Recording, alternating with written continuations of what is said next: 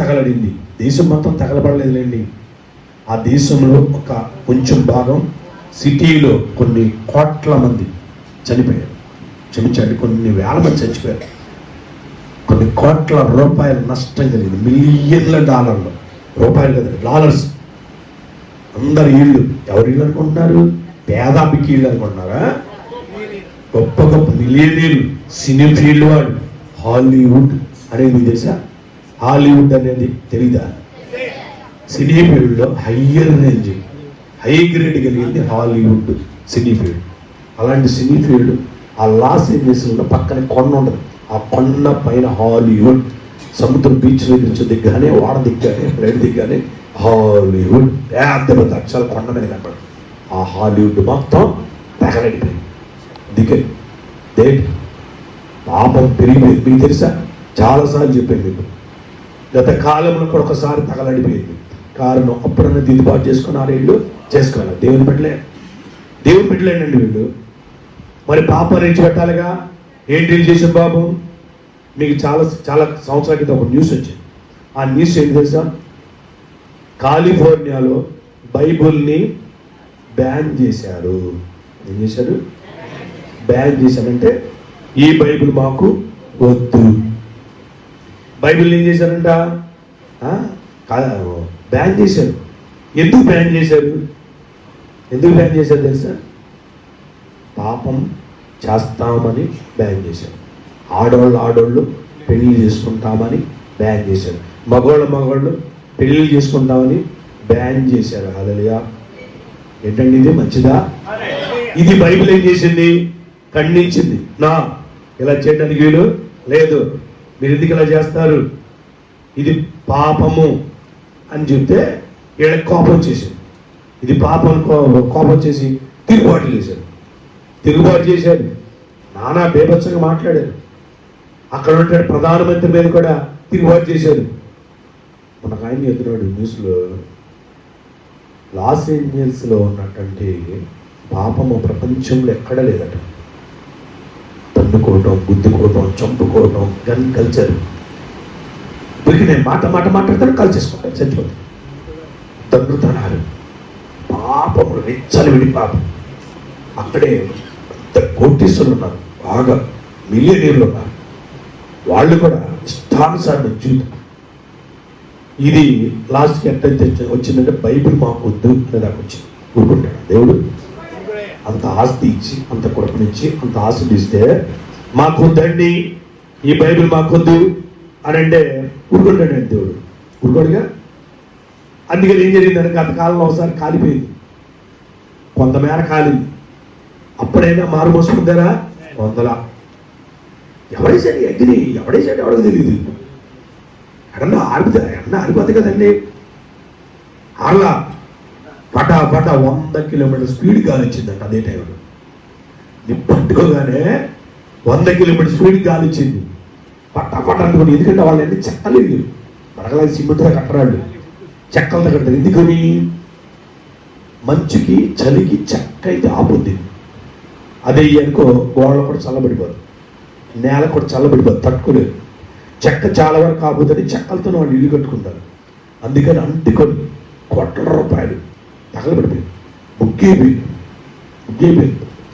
సొదొమ గొమొర్రాని ఎట్లా కాల్చేశాడు దేవుడు, అలా కాల్చేశాడు. చాలా మంది ఇప్పుడు ఏమన్నారు, క్రైస్తవులుగా ఎందుకు కాల్చేయబడింది? మరి న్యూస్ తీసి అడిగారు. వాళ్ళు ఏం చేస్తున్నారు? పాపంలో జీవితము మరణం. క్రైస్తవులు మేమేం పాపం చేయలేదు, మా దగ్గర ఏం పాపం లేదు, మేము చాలా పవిత్రం, మేము చాలా పవిత్రం అండి, పరిశుద్ధంగా ఉంటామండి, చాలా జాగ్రత్తగా ఉంటామండి అని అనుకుంటారు. కానీ పాపాలు చాలా ఉంటాయి. భయంకరమైన పాపం ఏంటండి?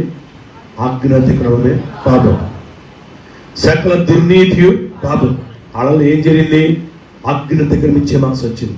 ప్రియులారా, అందుకని జాగ్రత్తగా ఉన్నాడు. అలాంటి గొప్ప గొప్ప దేశాలే తుడిపెట్టిపోయాయి. చరిత్రలో బైబిల్లో కూడా బబులోను కూడా ఇంతకంటే గొప్ప మహా సామ్రాజ్యం అని. వాళ్ళ పుప్పాతులు కూడా బంగారంతో ఉన్నాయంట బబులూరు. అలాగే ఇరాక్ కూడా మన మధ్య బబులూరు పక్కన ఉన్నది ఇరాక్ కూడా. బాగ్దాద్ సిటీ బబులూరు దగ్గరలోనే ఉన్నది. వాళ్ళు కూడా అలాగే బాగా ఏంటండి, వాళ్ళ స్పూన్లు, వాళ్ళ యొక్క బాత్రూమ్ బేషన్ కూడా బంగారంతో ఉండేయట. కానీ ఏమైపోయింది? దెబ్బకి సమూల నాశనం అయిపోయింది యుద్ధంలో. ఆ బాగ్దాద్ సిటీ యజమానుడు కూడా, ఆ హుస్సేన్ గారు కూడా ఇది అయిపోయాడు. కారణం దేవునికి వ్యతిరేక్తమని గ్రహించాడు. అందుకని ఆజ్ఞ అతిక్రమమే కాదు. అందుకని ఏమాత్రం కూడా ఆజ్ఞ అతిక్రమించుకోవడం జాగ్రత్త పడిందేమో. ఆమె ఇప్పుడు మనం చదువుకున్న వాక్య భాగంలో దేవుని దగ్గర మనం ప్రార్థన చేసి పొందుకోవాలంటే మనం ఎలా ప్రార్థన చేయాలి? ఉత్తత ప్రార్థన పై ప్రార్థన చేసిన ప్రయోజనం ఉండదు. ఏదో వచ్చామండి 3 రోజులు ఉన్నామండి అనేది సరిపోదు. కాబట్టి జాగ్రత్తగా మన పాపములను విడిచిపెట్టాలి, ఒప్పుకొని విడిచిపెట్టాలి. అప్పుడు మన ప్రార్థన దేవుడు ఆలకిస్తాడు. ఉదాహరణ కూడా తగలబడిపోయి ఎక్కువైపోతుంటే వాళ్ళకు ఉన్నట్టండి 5 ఇంజిన్ ఉన్న విషయం. 5 ఇంజిన్ మిషనరీ శాన్ ఫ్రాన్సిస్కో, లాస్ ఏంజల్సే ప్రపంచవ్యాప్తంగా 5 ఇంజిన్లు ఫస్ట్గా టెక్నాలజీని కనిపెట్టింది వాళ్ళే. శాన్ ఫ్రాన్సిస్కో దాని పక్కనే ఉంటుంది, దానికి ఏం వాళ్ళది లేదు. San Francisco, Los Angeles.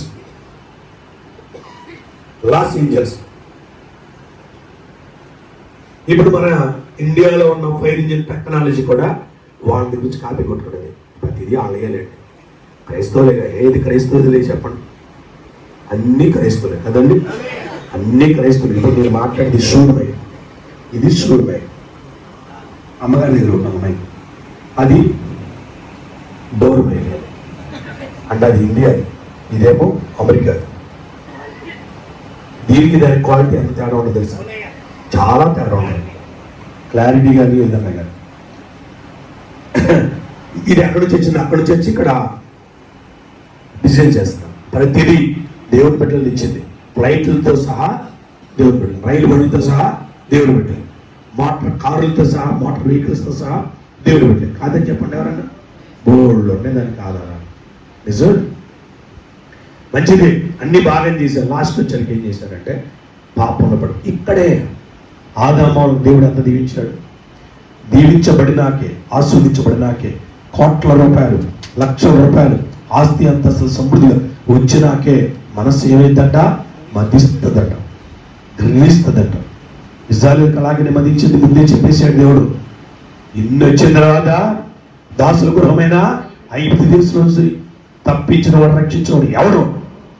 మా సామర్థ్యం, మా బాబలం మేము సంపాదించి అనుకుంటారేమో. జాగ్రత్త, వీళ్ళు అలాగే అనుకుని ఉంటారు బహుశా. అందుకని ఏమైపోయింది?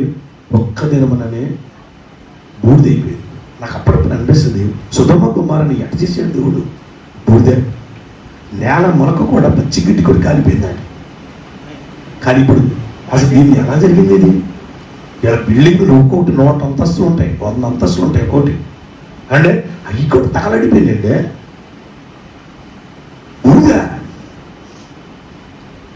ఏ దేశమైతే దేవుడు ఆజ్ఞ నిరాకరిస్తుందో ఆ దేశము నేను తొక్కి పడేస్తా అన్నాడు దేవుడు.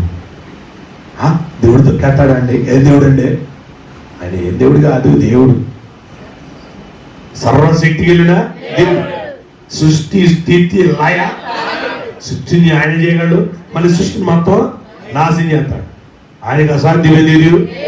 మీరే ఒక మట్టిని తీసుకొచ్చి బొమ్మను తయారు చేసి పెట్టుకున్నారు, బాగుంది అనిపించింది, అది ఎదురుతుందని ఏం చేస్తారు? చిత్రగా దాన్ని మట్టి చేసేస్తారు. ఎందుకు చేస్తారు? ఇది ఎదురు తిరుగుతుంది కాబట్టి దీన్ని తీసేసి దీన్ని మళ్ళీ చక్కగా శుద్ధి చేసి మళ్ళా తనకు కావలసిన రీతిగా తయారు చేసుకోవడం కోసం. ఇప్పుడు మొత్తం సమూల నాశనం చేశాడంటే తనకి ఇష్టమైన వాళ్ళని లేపుతాకి. ఎప్పుడు బ్రెయిన్లో పెట్టుకో, మీ దగ్గర ఎన్ని కోట్ల రూపాయలు ఒక్కొక్కళ్ళకి? ఎన్ని కోట్లు ఉన్నాయండి? ఏమి లేవా? మాట్లాడే కోట్ల కూడా ఉందంట. ఆయనకి ఏసైనంట కోటి. అలెలుయా. డబ్బులు సంగతి చెప్పేది. మనకి ఏ కోట్లు అని ఉన్నాయా? లేవు. కోట్లు ఉన్న వాళ్ళే ఏమంటారు? గర్వించి యెహోవా ఎవడు, దేవుడేంటి, ఏమో తెలీదా? అసలు ఎవరి మాట వినరంటండి లాస్ ఏంజల్స్ వాళ్ళు, అక్కడ ఉన్నవాళ్ళు. ఎందుకంటే పాప డబ్బు, డబ్బు, విచారం అక్కడే ఉంది, పాపలోకం అంతా అక్కడే ఉంటుందంట. డబ్బు కూడా అక్కడే బాగా సంచారం చేస్తుంది. కానీ విన్నారా మాట?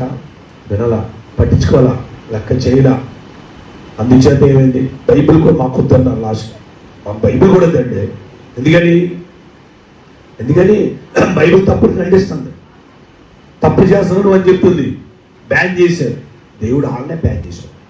వాళ్ళ ఆస్తులు పీక్ అవతల పడేశారు. కొండలు తగలడిపోయి. ఈ టెక్నాలజీ సంబంధించినటువంటి ఈ ఫైర్ ఇంజిన్లు వస్తే కొన్ని వందల ఫైర్ ఇంజిన్లు వచ్చిన ఆడపలేకపోయాయి. అదేమిటండి? దేవుని శక్తి ముందు మనుషుల శక్తి పనిచేస్తుందా? పనిచేయాలా? ఆ గాలి సుతుడి ఫైర్ ఇంజిన్లు కూడా కాలిపోయాయి. ఆ నిప్పకాణాలు వచ్చి ఇంజిన్ కూడా కాలిపోయి, ఈ ఆఫీసర్స్ కూడా కొంతమంది జవాన్లు కూడా చచ్చిపోయారు, కాలిపోయి. ఎన్నో చాలా చచ్చిపోయింది ఆ ప్రదేశాల్లో ఉన్నటువంటి కూడా. ఆ పక్కన పెద్ద డ్యామ్ ఉందంట, నాగార్జున సాగర్ డ్యామ్ లాంటిది. ఆ డ్యామ్లోకి వెళ్ళి డ్యామ్లో నీళ్లు అవుతుంటే డ్యామ్లో నీళ్లు మొత్తం అసలు లేవంటారు, సగానికి పోయి అంట. ఆ ఉన్నాయి వస్తున్నాయంటే రాట్ల పైకి, ఆ నీళ్లు కూడా పైకి రావట్లేదంట. విచిత్రం. అటు లాగుతుంటే వీటికి రాట్లా, ఈ మిషనరీకి రాట్లా. ఎట్లా డ్యామ్లో నీళ్ళు ఎలా వస్తాయి? అవి ఉన్నాయి కూడా కొద్దిగా ఉన్నాయి. మరి దీనికి తోడు ఏంటో తెలుసా, ఈ రోజుల్లో అక్కడ టెంపరేచర్ ఎక్కువ ఉంటుందంట, 50కి పైన ఉంటుందంట. ఎంతండి? 50 పైన ఉంటే 50 పైన, లేకపోతే మంచు పడిపోతాడు గట్ల. చూసా, దేవుడు చూశాడు ఈ టైము బాగా.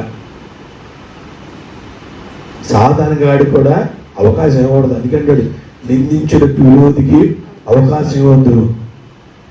సాధారణంగా కూడా ఉన్నాడు, వాడు రెడీగా ఉంటాడు ఎవరిని మింగుదామని, ఎక్కడ దొరుకుతారని.